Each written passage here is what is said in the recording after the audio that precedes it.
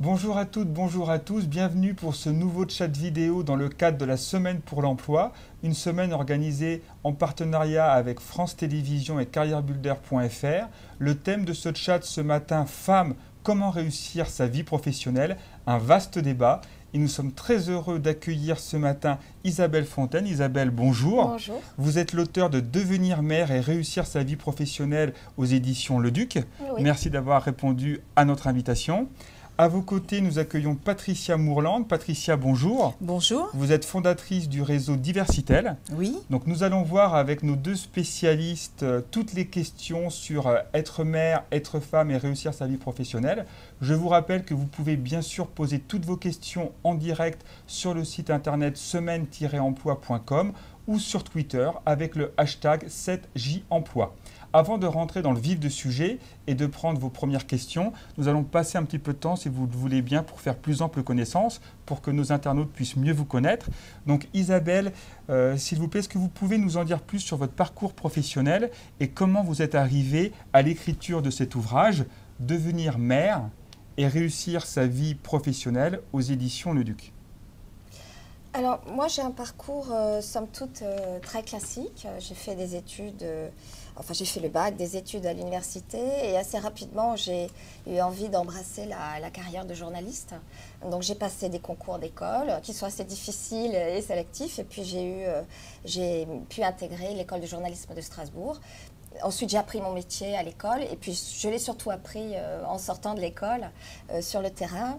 Donc très vite, j'ai travaillé pour le Nouvel Observateur, enfin le supplément télévision-cinéma du Nouvel Observateur pendant plusieurs années. J'ai pigé pour la Presse Magazine. Enfin, j'ai eu un... Voilà, ça a démarré très vite, très tôt, très fort. J'étais à Paris, c'était vraiment chouette. Et puis, j'ai eu un enfant. Mon premier enfant, puisque j'en ai 3.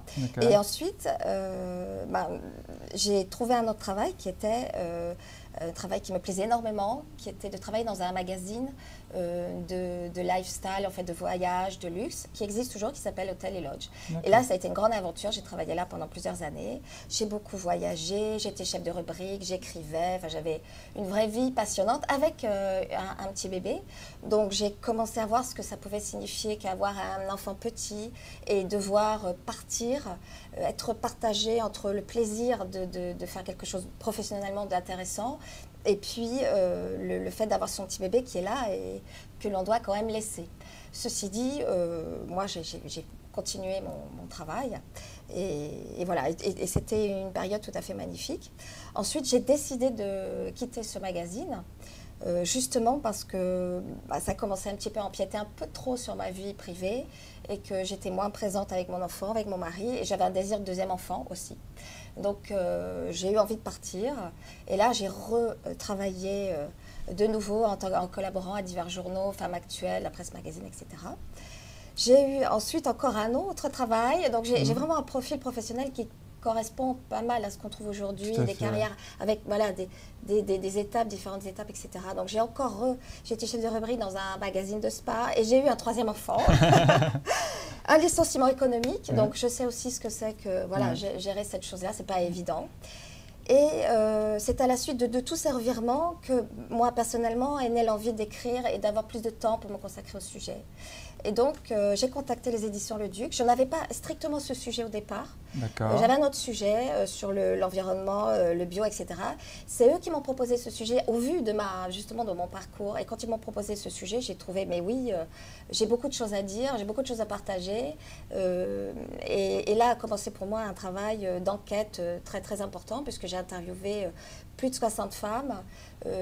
J'ai interviewé une vingtaine de professionnels sur le sujet et j'ai vraiment eu à cœur d'avoir une démarche d'enquête et pas seulement d'écrire un livre avec ma propre expérience, mais vraiment essayer d'aller recueillir la parole des femmes, hein, de toutes les femmes en fait, pas de toutes, mais avec différents profils professionnels. Et ce sujet-là, comment être mère ou devenir mère et être mère et réussir sa vie professionnelle, je me suis rendu compte que c'est réellement une question de société aujourd'hui qui est au cœur de la vie des femmes. Et toutes les personnes que vous avez interviewées étaient sensibles à ce sujet, Ah oui. s'étaient posé ces questions J'en tout le étais temps. moi-même frappée et elles avaient envie de témoigner. Et aussi bien des femmes, j'ai interviewé par exemple des personnes qui travaillent au ministère de la Défense, qui a une grande carrière, qui est haut fonctionnaire, aussi bien une personne qui est à la tête de Mars Europe, donc qui gère des centaines de personnes, qui est patronne, et aussi bien des employés. Et je me suis rendu compte qu'à chaque fois, il y avait beaucoup de choses à dire sur, il faut quand même le dire, sur la casserole à la maternité. Alors pas toujours, heureusement, mais c'est vrai que quand on rentre dans le monde du travail et qu'on est une femme, on se rend compte assez vite qu'on n'est pas égal, tout simplement parce que soit on a un enfant, soit potentiellement on va avoir un enfant.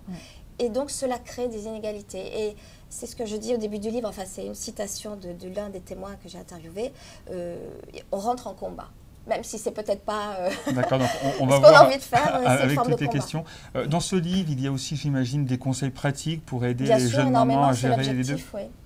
Le livre est essentiellement un livre pratique. Les témoignages viennent donner aussi des conseils pratiques. Ce sont des témoignages de mamans qui ont réussi leur vie professionnelle ou qui connaissent des hauts et des bas, mais chacune apporte des conseils.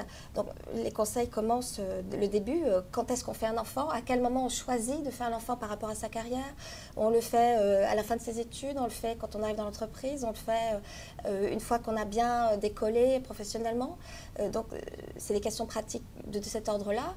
Aussi bien, comment on fait en entretien d'embauche lorsqu'on vous pose la question fatidique, est-ce que vous envisagez d'avoir une famille ou d'agrandir votre famille? Il faut savoir que d'un point de vue légal et juridique, ce n'est pas légal, hein, c'est une question qui relève de la vie privée. Très souvent voilà, posé. mais évidemment, le conseil qui est donné n'est pas de dire, votre question n'est pas légale. Évidemment, il faut trouver des biais, des chemins de traverse. Et finalement, la vie des femmes et de celles qui sont mères ou qui veulent le devenir au travail n'est fait que de biais et de choses malignes à contourner pour arriver à faire les deux. Parce qu'aujourd'hui, les femmes, véritablement, elles veulent réussir les deux. Et ça, je crois que c'est une nouveauté de cette génération, des femmes qui ont 25 ans, 30 ans. Elles veulent vraiment réussir leur carrière, entre guillemets, de maman, de parents, et leur carrière professionnelle. Et là, on se rend compte qu'il y a effectivement des aménagements à trouver, des biais à inventer. Et c'est un combat qui peut être doux, ou qui parfois peut être plus rentre-dedans, on va dire. Mais il est clair que ça n'est pas facile. D'accord. C'est possible, mais pas facile. Tout à fait. En tout cas, c'est possible. On va voir avec toutes les questions, on va revenir vraiment en détail sur les différents conseils pratiques que vous pouvez donner aux jeunes femmes professionnelles qui vont être mamans ou qui sont mamans et qui veulent réussir leur carrière professionnelle. Je rappelle, et c'est une bonne nouvelle, que cet ouvrage est à gagner avec 25 autres ouvrages des éditions Le Duc. Pour cela, il suffit d'aller sur le site internet de France Télévisions, de s'inscrire au Club France Télé et de pouvoir avoir la chance de gagner cet ouvrage. Alors Isabelle, merci beaucoup. On va revenir un peu plus tard avec de nombreuses questions. Donc à vos côtés, nous avons Patricia Mourland. Patricia, donc vous êtes la fondatrice du réseau Diversitel. Oui, absolument. Est-ce que vous pouvez nous décrire ce réseau ? Alors c'est un réseau qui compte 350 femmes réparties sur le monde entier. Quand je dis le monde entier, il y a beaucoup d'Europe, bien sûr, avec une 50% sur la France et puis sur des pays comme les Pays-Bas où Diversitel est basé, c'est Diversitel Europe est basé aux Pays-Bas. Il y a des femmes aussi aux Antilles, donc où on vient de créer le pôle Diversitel Guadeloupe, qui compte maintenant une 50aine de femmes dans le réseau. Le club est aussi sur l'Afrique du Nord et puis l'Afrique subsaharienne et un petit peu en Inde. Donc nous sommes 350 femmes réparties à travers le monde. C'est fabuleux, ça donne une bonne vision. Ça donne une très très bonne vision. C'est un réseau assez transversal. Alors ça s'appelle Diversitel justement parce qu'il y a beaucoup de diversité. Ce sont des femmes qui principalement ont créé leur entreprise dans des petites structures, plutôt en développement durable, qui sont plutôt très attentionnées à tout ce qui est attention au monde, attention à la vie des personnes. Et aussi, elles ont beaucoup créé parce qu'elles avaient du mal aussi à trouver leur place dans l'entreprise. Et j'en viens là aussi à cette question de trouver sa place dans l'entreprise. quand on est une femme Bac+5, parce qu'il y a beaucoup de femmes de ce niveau-là, Bac+5, voire même certaines qui sont aussi docteurs, quand on est une femme de ce niveau-là et qu'on travaille en entreprise, parfois on a du mal à trouver sa place, on subit du plafond de verre, il y a aussi des problématiques de savoir est-ce que... Alors il y a le problématique de l'enfant, évidemment, ça on se la pose, et de la maternité. Alors la maternité, c'est vrai que ce n'est pas vraiment notre domaine est plutôt situé sur comment se positionner dans l'entreprise et réussir à obtenir un poste qui corresponde à ses compétences réelles. Et que trouvent les membres de ce réseau concrètement comme service? Vous leur Alors, offrez quoi? voilà, concrètement, de la visibilité, bien sûr. On parle d'elle, on crée des événements, on anime des ateliers qui sont principalement des ateliers entrepreneuriat. La semaine dernière, nous avions le 18 un défi camp. Alors, le défi camp, c'est le camp du défi. C'était une très grande journée, la journée donc, des femmes qui avancent. Et au cours de cette journée, nous avons eu une centaine de personnes, donc de femmes qui sont passées, avec des intervenantes de très haut vol, hein, qui sont intervenues, donc des avocates, des consultantes, qui ont accompagné d'autres personnes. Alors l'idée du défi camp, c'est de faire tourner les différents ateliers, de travailler sous forme de barcamp, d'intelligence collective, d'échanger ensemble. Donc on donne ce type de visibilité, cette possibilité de montrer qu'on est capable de faire des choses, cette possibilité de montrer qu'on est capable, nous aussi, en tant que femmes, d'avoir un véritable potentiel pour pouvoir être aux manettes, par exemple, d'une entreprise, comme on l'a montré la semaine dernière. Donc c'est beaucoup la visibilité, montrer que les femmes peuvent aussi faire des choses. Alors surtout des femmes très diverses, hein, c'est-à-dire que quand je parle de diversité, c'est vraiment des femmes de toutes couleurs, de toutes origines. Donc montrer aussi qu'on est capable de travailler ensemble, de fonctionner ensemble, d'avoir une vraie... vrai échange. Voilà, oui. Avant de prendre les premières questions, rapidement, comment êtes-vous arrivé à la création de ce club? Est-ce que vous pouvez nous décrire un petit peu votre parcours avant Diversitel? Oui, alors avant Diversitel, alors moi je suis ingénieure informatique de métier. J'ai été manager en entreprise pendant une bonne vingtaine d'années. Pendant une vingtaine d'années, j'étais surtout sur des domaines comment je veux dire, de l'encadrement de personnes, voilà, ça, ouais. De l'encadrement des personnes, mais pas uniquement des personnes, de l'informatique, et puis tout ce qui tourne autour des marchés financiers. Hein. Donc voilà, donc j'étais beaucoup un métier hyper technique, hyper prenant, avec des chefs de projet à manager. Ouais. Donc c'est vrai que j'étais un des managers importants dans l'entreprise au niveau middle management. Et c'est vrai que là, j'ai été confrontée quand même à des problématiques, évidemment, de travailler avec des hommes. Bon, ça s'est plutôt bien passé, mais il y a aussi des périodes où c'était un petit peu plus compliqué. Quand vous êtes à gérer toute une équipe, puis vous avez aussi en réunion des hommes, bon, vous ressentez effectivement que parfois vous ne passez pas forcément aussi bien que ça devrait. Donc c'est vrai qu'on a été confronté. Une transition. Alors la transition était effectivement de me rendre compte que déjà je suis partie sur l'étranger, hein, donc j'ai suivi mon mari. Donc ça c'est aussi une coupure que vivent souvent les femmes. L'expat. Alors j'ai été expat pendant 4 fois à l'étranger. Hein, donc j'ai été expat en Angleterre au tout début quand j'étais seule. J'ai été expat en Allemagne, j'étais encore seule, mais après j'ai été expat aux Pays-Bas et donc du coup j'ai suivi mon mari. Et puis j'ai été expat aussi en Italie. Donc c'est vrai que l'expatriation est aussi quelque chose que les femmes vivent, qui peut aussi faire que leur carrière à un moment donné va devoir changer, va devoir basculer, parce que très souvent c'est pas l'homme qui suit la femme expatriée, c'est plutôt la femme qui suit son mari en expatriation. Donc c'est vrai que j'ai été confrontée à cette expatriation. Donc du coup on a été séparés avec mon mari pendant à peu près 2 années.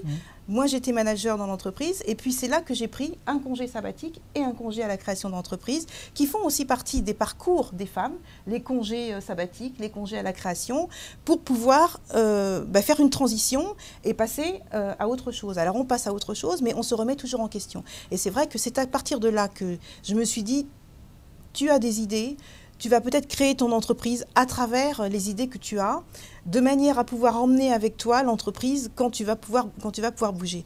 Et comme j'avais cette problématique aussi d'avoir un poste de responsabilité dans l'entreprise, je me suis dit, deviens ton propre directeur Et puis, tu vas peut-être pouvoir justement là travailler à ton niveau. Et c'est vrai que là, je m'éclate à travailler à mon niveau et je fais de l'accompagnement à la création d'entreprises à travers Aprobit, donc qui est ma société.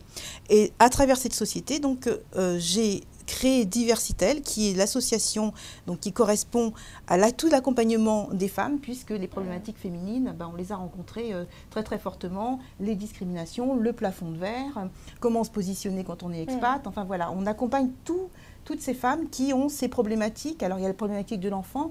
Nous, on ne s'est pas positionné là-dessus, sur la problématique de l'enfant, mais c'est vrai qu'il y a aussi ces questions-là. On retrouve beaucoup la problématique de la maternité et des enfants dans la création d'entreprises. C'est tout ce qu'on appelle le phénomène des mompreneurs. Mompreneurs, absolument. Voilà, ces mamans ou futures mamans qui créent leur entreprise parce qu'elles ne trouvent pas dans le cadre du travail une organisation ou des satisfactions qui leur permettent de mener de front les deux carrières. Donc, elles choisissent de créer leur entreprise et ça, c'est vraiment une lame de fond. Alors après, dans les faits, il y en a qui réussissent plus ou moins bien, qui sont plus ou moins faites pour être chef d'entreprise, petite ou grande ou moyenne. Mais il y a une vraie problématique, une vraie tendance de fond sur d'essayer d'allier les deux. D'où le besoin d'accompagner les femmes. C'est-à-dire qu'en fait, il y a des réseaux pour accompagner les personnes qui veulent effectivement passer de l'emploi à l'entrepreneuriat. C'est important que tout le monde soit accompagné et Diversitel justement accompagne à cette création d'entreprise de manière souple. Regardez, est-ce que vous allez pouvoir devenir entrepreneur? Est-ce que vous avez ce potentiel-là? Donc travaillez sur votre potentiel, sur votre vie. Vous avez des enfants, comment est-ce que vous allez pouvoir gérer ça? Vous avez un mari qui travaille à haut niveau dans une entreprise, comment est-ce que vous allez gérer? Parce que les maris ne voient pas toujours bien que la femme rentre dans la création d'entreprise. La création d'entreprise, c'est un sacerdoce. Donc il faut vraiment se dire que ça n'est pas facile à faire. Donc, parfois, il est préférable de rester aussi dans l'emploi. Donc, comment est-ce que justement je trouve ma place en tant que femme avec un bon bagage dans l'emploi? Et c'est pour ça qu'on va avoir beaucoup de conseils pratiques. Voilà. Donc, si vous voulez bien, on va prendre la première question de Christelle qui nous dit aujourd'hui, être maman et travailler n'est pas chose facile, on est tous d'accord. Très peu d'entreprises sont ouvertes aux emplois à temps partiel. Alors, c'est vrai qu'on a plusieurs questions sur les temps partiels. Oui. Quels conseils me donneriez-vous? Comment obtenir un emploi à temps partiel? Comment le présenter et le négocier? Alors peut-être, Isabelle, est-ce que vous avez eu des exemples de mères qui avaient essayé ce temps partiel? Oui, il y a même tout un chapitre qui est consacré à ce vaste sujet. Puisque le temps partiel, ce qu'on rencontre le plus fréquemment, c'est un jour off, donc on travaille c'est la semaine de 4 jours, rentre dans le cadre du dispositif du congé parental. Donc c'est le congé parental à temps partiel et non pas à temps plein, que l'on peut prendre après la naissance de l'enfant et jusqu'à ce que son dernier enfant ait 3 ans. Donc cette disposition, elle est légale, ouverte sous conditions à toutes les femmes. Enfin, les conditions générales sont assez facilement remplies. De mémoire, je ne les ai plus, mais il suffit d'avoir travaillé 12 mois dans l'entreprise. Enfin, et à condition, lorsqu'on remplit ces conditions, le congé parental à temps partiel est un droit. Donc, on ne peut pas, l'employeur ne peut pas le refuser en théorie. Enfin, il n'a pas le droit. C'est déjà une bonne chose. Après, ce que l'employeur peut faire, et qui se négocie finement, le plus finement possible, c'est la durée du temps partiel. Puisque là aussi, l'employeur n'est pas censé pouvoir imposer. L'employé doit pouvoir choisir s'il veut travailler sur 4 jours, 3 jours, etc. Alors, le conseil, c'est qu'il y a cette disposition légale. Si on vient d'avoir un bébé, on peut bénéficier. Donc, il faut déjà savoir qu'on a ce droit. D'accord. Voilà. Et ensuite, le conseil pratique que je donnerais et que j'ai pu recueillir auprès des coachs que j'ai pu et des spécialistes sur ce sujet, c'est vraiment de ne pas présenter cela à son employeur comme un droit, bien que ça soit réel, mais... pour ne pas le mettre devant le fait accompli. Voilà, et négocier avec lui, discuter avec lui, aussi penser avant aux conséquences que cela pourra avoir. Bon, par exemple, si on travaille un jour de moins, au niveau des tâches que l'on devra accomplir, de réfléchir à une organisation, embaucher un stagiaire, répartir un dossier, le confier à une autre personne ou à moitié, etc. De ne pas arriver en disant, bon, bah voilà, moi je viens d'avoir un enfant, j'ai droit au congé parental à temps partiel, je le prends et puis c'est tout. Parce que ça, c'est la pire des choses pour se faire blacklister, c'est-à-dire on rentre dans la liste noire des employés qui ne vont jamais évoluer. Donc au contraire, il faut être, on dit un proactif, c'est le mot à la mode dans les ressources humaines. Il faut arriver avec des solutions. Il faut arriver avec des solutions, il faut arriver en disant, voilà, moi, je viens d'avoir un enfant, ou un deuxième, et je souhaite m'occuper de mon enfant.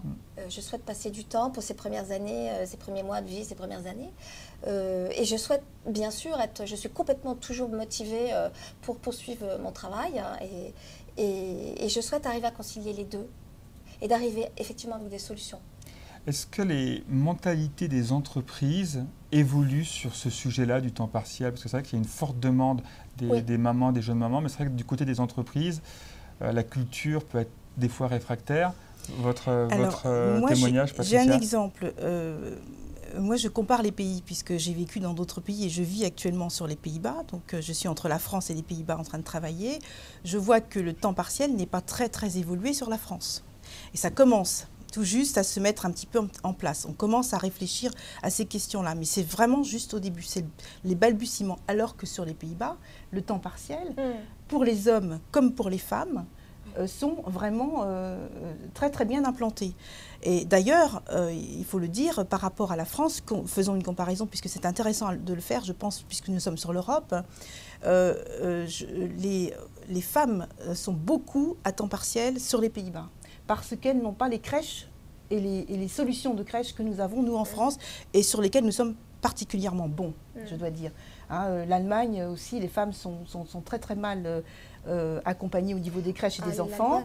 Et on peut dire, voilà, et les Pays-Bas, c'est un petit peu pareil. Et la femme est mal reçue lorsqu'elle ne reste pas à la maison pour garder son enfant. Contrairement à ce qu'on pourrait penser de ces pays qui paraissent être des pays très ouverts là-dessus. Donc je dois dire que la France est très en avance sur la question des gardes d'enfants, des crèches, etc. Bien, ce qui fait que les femmes... Il y a quand même un nombre très important, plusieurs centaines de milliers de places en crèche qui manquent. Qui manquent et qui obligent parfois les femmes à repousser la reprise du travail, voire à abandonner un travail. Absolument. Mais revenons sur le temps partiel.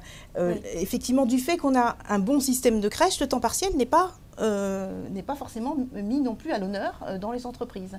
Donc c'est vrai qu'effectivement, le travail du temps partiel sur la France n'est pas aussi bon et avancé que dans les pays du Nord, par exemple. La question qui se cache derrière les témoignages de nos internautes, c'est quand même: est-ce que le temps partiel va nuire dans l'évolution professionnelle de la femme dans l'entreprise? Est-ce qu'un temps partiel, ça ne veut pas dire renoncer aux promotions et avoir ce fameux plafond de verre? Alors, il est vrai que la femme doit faire un choix. Et malheureusement, c'est vrai que c'est malheureux peut-être de le dire, mais c'est partout pareil. Hein.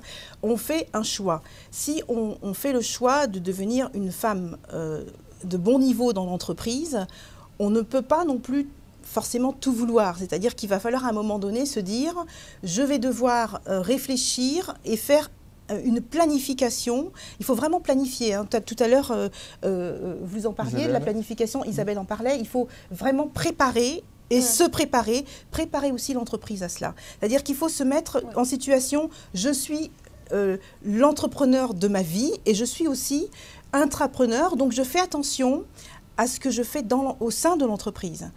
Il est vrai que les problématiques d'entrepreneurs, moi je les connais puisque je suis aussi entrepreneur, ne sont pas celles des personnes qui sont salariées. Donc il faut pouvoir trouver un dialogue qui permette à ce que les deux puissent trouver leur... Vous arrivez donc avec des solutions, effectivement. Il faut que les deux puissent trouver j'ai envie de dire, il faut le modus vivendi pour pouvoir fonctionner correctement au sein de l'entreprise. Je rebondis sur la question du choix que vous évoquiez. C'est-à-dire, en gros, on choisit soit d'évoluer, soit d'avoir des enfants. Alors, moi, c'est pas aussi radical que ça. Et vous justement, dans votre ouvrage, est-ce que vous avez des exemples de mamans qui ont pris du temps partiel et qui ont quand même eu une belle évolution de carrière dans l'entreprise? Bien entendu. Oui. Alors, par contre, justement, c'est ce que je voulais souligner. Il y a cette question de choix, mais il y a aussi cette question de cycle. C'est-à-dire d'accepter de faire un choix, à un moment donné, d'être dans un cycle où on sait que si on prend un temps partiel, forcément, on n'aura pas la promotion X, l'avancée Y, etc. Mais on le sait. On le sait et on voit plus loin. On anticipe. On sait que ça va durer un certain temps. Et on commence à placer des pions pour pouvoir évoluer le moment venu. Et moi, je pense par exemple à la présidente de Mars Europe que j'ai interviewée, qui est une personne qui manage des centaines de personnes. Elle a une carrière, elle m'a déroulé toute sa carrière lorsque je l'ai interviewée. Et elle a toujours eu cette stratégie, elle a 3 enfants. Et elle a toujours construit les choses en regardant plus loin, en sachant très bien qu'à un moment donné, elle avait choisi un poste à temps partiel justement, qui faisait qu'elle ne voyageait pas trop et donc elle pouvait être proche de ses enfants. Mais elle savait très bien qu'après, Elle voulait rebondir. Et elle l'a fait. Et elle a gravi les échelons. Aujourd'hui, elle est tout en haut. Et donc, je pense que il ne faut pas... le problème des femmes aujourd'hui, par rapport à la maternité et la carrière, c'est qu'elles pensent qu'il faut tout faire en même temps. Alors évidemment, l'idée c'est de tout faire en même temps, mais on n'est pas non plus des magiciens, on ne peut pas tout sortir du chapeau. Donc certaines femmes choisissent par exemple d'attendre, de construire leur carrière et d'avoir l'enfant après. Bon, c'est un choix que certaines font et qui peut bien marcher. Après, il y a les questions d'horloge biologique qui entrent en jeu et qui peuvent être un peu compliquées, mais beaucoup de femmes le font. D'autres qui choisissent de le faire alors qu'elles sont en pleine évolution, mais en sachant, en anticipant qu'après, elles vont rebondir. Donc je crois qu'il ne faut pas vouloir tout faire tout en même temps. De fait, c'est difficile. Il faut plus stratégique. Et puis avoir une vision sur le long terme. Il faut planifier sa vie et planifier sa carrière de la même manière qu'on planifie toute autre chose. C'est un vrai projet de vie. Alors quel est mon projet de vie? Qu'est-ce que je veux atteindre? Si vous savez ce que vous voulez atteindre, vous allez être beaucoup plus clair dans la manière dont vous allez faire les choses. Hein. Oui, Patricia, c'est très intéressant, mais la question que doivent se poser nos internautes, c'est comment on définit un projet de vie? Parce que c'est quand même très compliqué comme question. Oui, alors, c'est vrai que son projet de vie, on le définit déjà par rapport à ce qu'on veut soi-même, à ce qu'on ressent. C'est-à-dire qu'il faut absolument, qu'on soit femme ou homme de toute manière, mais là on parle des femmes, il faut absolument que la femme sache vraiment ce qu'elle veut obtenir. Est-ce que je veux devenir directeur dans 10 ans? Il faut que vous ayez une planification sur une dizaine d'années. Qu'est-ce que je ressens en ce moment? Est-ce que j'ai envie d'être plus maman ou est-ce que j'ai envie d'être plus une femme de carrière? Et même si je sais que je vais avoir envie d'être une femme de carrière sur 10, 15, 20 ans, à ce moment-là, je me dis, bon, je vais avoir peut-être 5 ou 6 ans à passer avec mes enfants en temps partiel et autres. Je vais planifier cette période-là en me disant, voilà, les étapes par lesquelles je vais devoir passer, par lesquelles je vais devoir faire peut-être un petit sacrifice par rapport à moi-même et pour ma famille, sachant qu'après, je vais tout faire, une fois que mes enfants auront été élevés ou seront à l'école, pour pouvoir atteindre cette carrière que j'ai envie d'avoir. Et c'est possible. C'est possible si vous ne vous laissez pas avoir par les éléments. C'est-à-dire qu'il faut que ce soit vous qui fassiez les pas en avant. Il faut que vous soyez moteur dans votre vie, dans votre carrière. Être moteur, c'est hyper important. Et avoir une vision à long terme. Toujours avoir les rênes dans les mains. C'est vous qui les avez, c'est pas les autres qui vous imposent des choses. Ni l'employeur, ni votre vie à l'extérieur, ni votre mari, ni personne. Donc il faut que vous soyez maîtresse de chaque chose et de chaque pas que vous faites. Merci beaucoup, Patricia. Une question d'Amira qui veut rebondir sur un sujet dont on a parlé en début de chat. Elle est étudiante en master informatique et elle vient de se marier, donc félicitations Amira. Elle aimerait avoir un bébé d'ici 1 an, mais comment concilier son projet perso et son futur premier emploi? Alors c'est vrai que la maternité, avant de rentrer dans le monde du travail ou avec le premier emploi, comment on peut la gérer? Alors c'est étonnant, mais j'ai interviewé plusieurs femmes dans mon livre qui étaient dans ce cas. Je ne pensais pas que ça arrivait souvent, mais en fait j'en ai eu plusieurs. Et il y a clairement des femmes qui font ce choix-là, c'est-à-dire de faire leurs études et avant de rentrer dans la vie professionnelle, de faire leur enfant.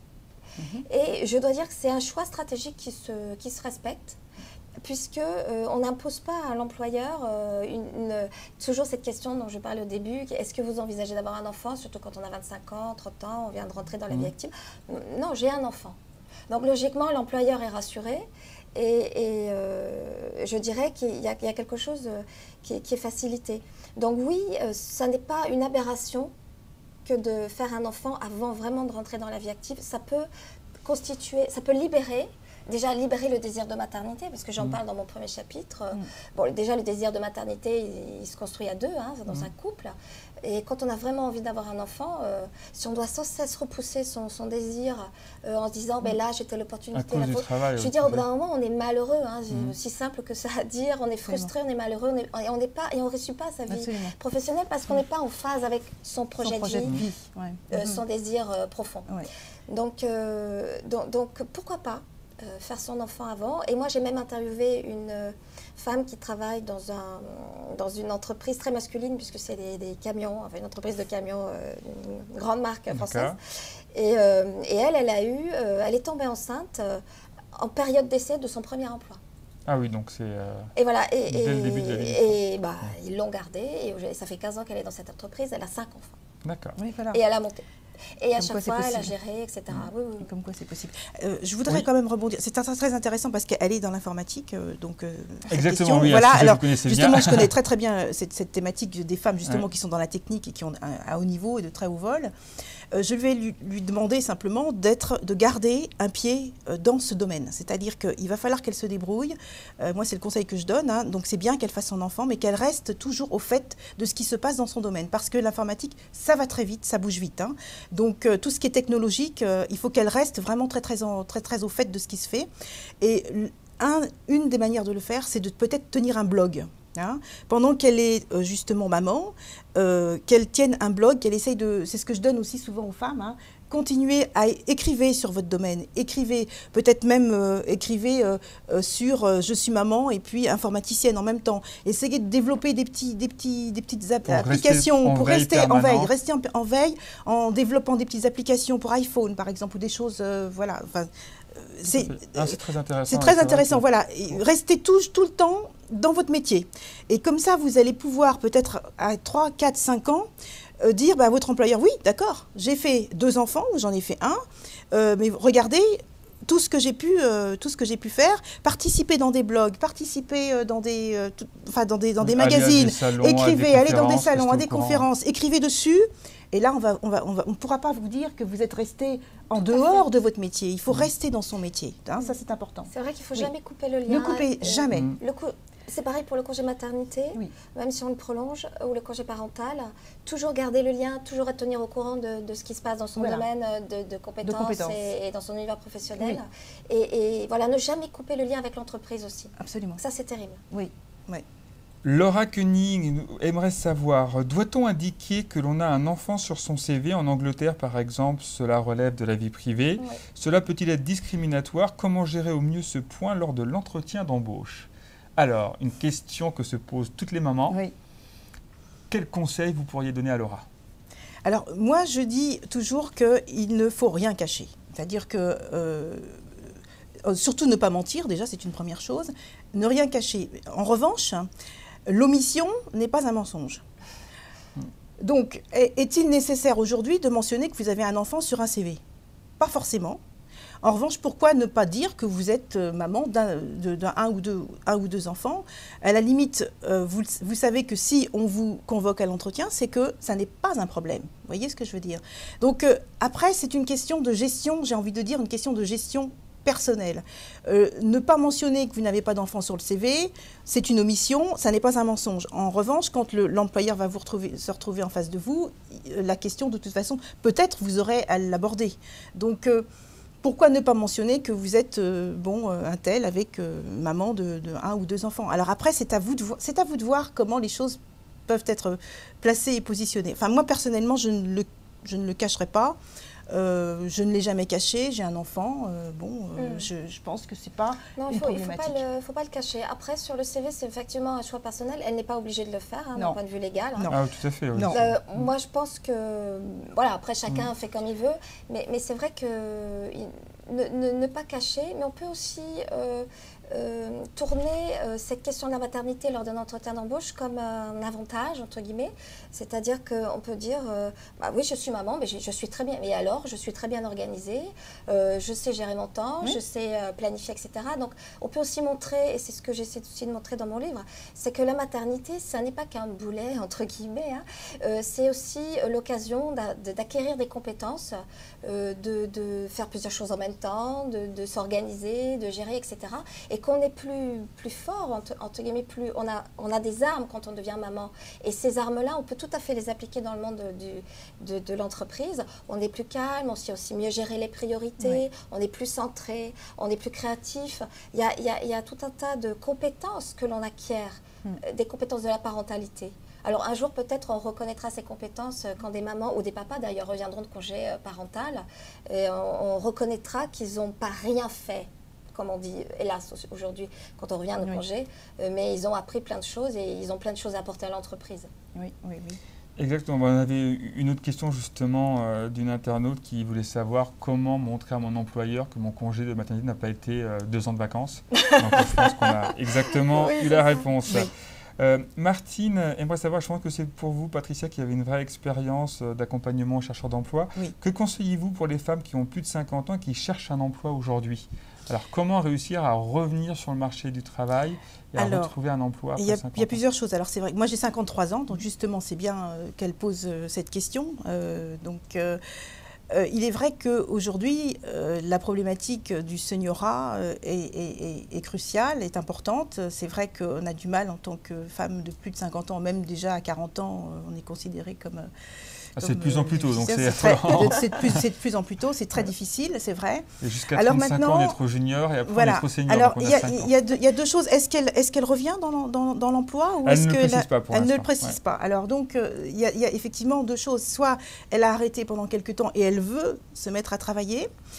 Alors, justement, à ce niveau-là, il y a une association qui fait très bien les choses au niveau des femmes seniors. Je la mentionne tout de suite, c'est Force Femmes. Force sans S et femmes, regardez bien, femme avec un S, c'est qui accompagne donc les femmes de plus de 45 ans vers l'emploi. Donc là déjà, elle peut très bien se tourner vers cette association qui fait des choses extraordinaires pour les femmes de plus de 45 ans. Maintenant, si elle a toujours travaillé, et puis qu'elle s'est retrouvée à un moment donné, il y a peut-être très peu de temps au chômage et qu'elle veut se remettre à trouver un emploi, eh bien elle va procéder de la même manière que les personnes qui recherchent quand elles ont 25 ou 30 ans. C'est qu'elle va elle va essayer de se faire un vrai bilan de ses compétences. Qu'est-ce que j'ai acquis moi aujourd'hui jusqu'à mes 50 ans? Qu'est-ce que j'ai fait de ma vie et de ma carrière pour essayer de faire vraiment un bilan, voilà, un tri. Et qu'est-ce que je veux comme emploi aujourd'hui? Alors, avant d'envoyer des CV, des annonces, il faut s'interroger. Une stratégie. Interrogez-vous, qu'est-ce que je veux comme poste? Est-ce que je veux être caissière dans un supermarché ou est-ce que je veux rentrer comme, effectivement, pourquoi pas, directeur informatique parce que je l'ai été dans mon précédent emploi. Donc là, il faut regarder quel est mon objectif. Qu'est-ce que je veux obtenir? Et à partir de là, faire son CV en fonction de cela. Hein. Ce n'est pas uniquement son CV, mais sa nouvelle carrière, puisque là, elle va repartir ou elle va rebondir à 50 ans. Quelle sera ma nouvelle trajectoire jusqu'à ce que je prenne ma retraite? Donc là, comme la question n'est pas effectivement... de bien réfléchir sur le projet, faire un mini-bilan de compétences avant d'envoyer des candidatures. Absolument. Cibler. Toujours, vous êtes maîtresse, j'ai envie de dire, vous êtes maîtresse de votre carrière. Donc, comme vous êtes maîtresse de votre carrière, c'est vous qui tenez les rênes. Ne vous laissez jamais ni envahir par les événements, ni envahir par les employeurs. C'est vous qui allez de l'avant, vous savez ce que vous voulez et surtout ce que vous ne voulez pas. Donc, faites le tri. On ne sait pas forcément toujours bien ce qu'on veut, mais en tout cas, ce dont on ne veut pas, il faut le mettre à l'écart. Donc, bâtissez un plan, une stratégie. Je veux rentrer dans tel type d'entreprise, ou je veux rentrer dans tel type de carrière, ou j'ai 50 ans, voilà ce que j'ai acquis, maintenant voilà ce que je vais proposer à ces 3 ou 4 sociétés-là, parce que je sais qu'ils sont en recherche dans ces domaines-là. Donc soyez vraiment toujours hyper dans la dynamique de proposer. Je me mets en avant, mais c'est un petit peu ça, hein, c'est-à-dire ne soyez pas comme ça, soyez toujours comme ça. D'accord, merci pour ces précieux conseils. Une question de Gladys. Pensez-vous que les mentalités soient prêtes pour que la société accepte que les hommes prennent un congé parental comme les femmes? Alors, dans les nombreuses rencontres que vous avez eues avec les mamans, est-ce que la question du congé parental pour les hommes est venue? Bien sûr. Alors, il ne faut pas se leurrer. Aujourd'hui, le congé parental pour les hommes, c'est 4%, entre 2 et 4. Ça dépend de ce qu'on comptabilise. Très peu. Voilà, autant dire quasiment rien. Ce qu'on peut remarquer, c'est que aujourd'hui, il est vrai, dans notre société, en France du moins, n'est pas accepté ou n'est pas reconnu comme quelque chose de naturel, et beaucoup plus dans d'autres pays. Alors, vous avez parlé tout à l'heure des Pays-Bas, mais il y a tous les pays du nord de l'Europe, la Suède, les pays nordiques. Et puis, il y a aussi, je pensais au Canada, puisque j'ai interviewé un papa qui a pris un congé parental au Canada. Et là-bas, c'est normal, hein. Oui. C'est normal. Et lui, donc il a pris son congé parental pour s'occuper de son bébé. Ils ont partagé avec sa femme. Je ne sais plus combien il a fait, 6 mois, et sa femme 6 mois, ou quelque chose comme ça. normal, tout va bien. Ensuite, il est venu travailler en France. Et là, sa femme a eu un deuxième enfant. Et là, très naturellement, il a voulu prendre son congé. il a pris son congé parental. Et alors là, il me racontait qu'au bureau, donc, les femmes le regardaient, elles lui disaient, mais oh, mon Dieu, mais quel homme. Il prend son congé parental. Donc, c'était une curiosité. Et lui, il était très étonné. Et il a compris, etc. Voilà, que les mentalités sont très différentes. Donc, pour répondre à la question, les mentalités sont-elles en train d'évoluer? Oui, moi, foncièrement, je veux croire que oui.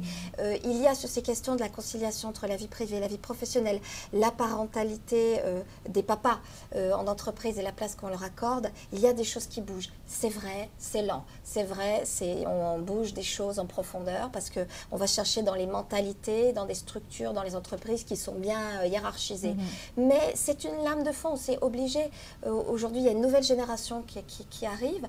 Qui a envie, les femmes comme les hommes, de s'occuper de leur enfant? Ils n'ont pas envie, comme les excès qu'on a pu connaître dans la génération précédente, où on ne s'occupait plus des enfants, et les enfants faisaient n'importe quoi. Et alors certes, on réussissait, on avait une belle carrière, mais sa vie privée, c'était un vrai fiasco.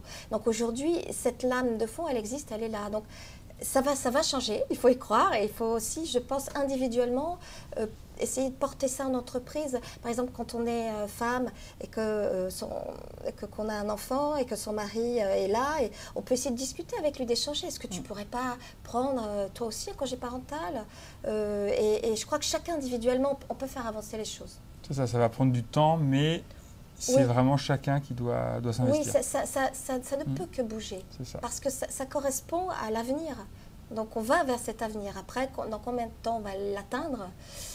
La question reste ouverte. On le verra dans les prochaines semaines pour l'emploi, les prochaines éditions. À chacun de le construire, à chacun de porter ses messages. Je crois qu'il faut vraiment être constructeur. Il faut bâtir sa vie et puis il faut aider l'entreprise à bâtir aussi. Il faut proposer des choses à l'entreprise. Il ne faut pas arriver en étant victime. Il faut arriver avec une vraie proposition. De même, vous avez un projet, donc vous avez un projet pour vous, mais le projet que vous avez peut aussi effectivement avoir des incidences sur l'entreprise dans laquelle vous travaillez. Et c'est normal parce que ça n'est pas facile pour les entrepreneurs de pouvoir aussi gérer toutes ces problématiques. Chacun arrive avec son petit truc et donc c'est pourquoi vous devez arriver avec votre projet en proposant la solution et pas arriver sur l'entrepreneur en lui disant bah, écoutez, voilà, c'est comme ça et puis pas autrement, la loi dit que. Non, vous n'arrivez pas avec ça, vous arrivez avec un discours beaucoup plus souple en disant voilà, à un an, voilà ce que je peux proposer de faire pour pouvoir assouplir les choses, faire en sorte que le service s'organise.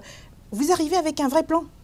Et je pense que là, c'est beaucoup mieux accepté si vous savez amener la chose avec un petit peu plus de souplesse. Et c'est vrai qu'on va devoir y arriver. On n'a pas parlé des 4/5e, mais les 4/5e aussi sont aussi intéressantes comme aménagement, 3/5e aussi. Donc après, il faut regarder si votre temps partiel, vous l'utilisez en 4/5e, en 3/5e, ou si 50%, 50%. Il y a plusieurs types d'aménagements possibles et discutables avec l'employeur. Patricia, c'est parfait. La transition est toute faite avec une question de Marie-Cécile, justement, qui dit « Ok, le congé parental à temps partiel, mais qu'en est-il pour trouver en tant que tel un emploi à temps partiel avec un nouvel employeur ?» Alors justement, après le congé parental, une personne veut travailler au 4/5e, au 3/5e, comment s'y prendre, comment trouver les offres ou comment négocier un 4/5e? Quels sont les arguments à mettre en avant? Alors déjà, les offres, c'est vrai qu'en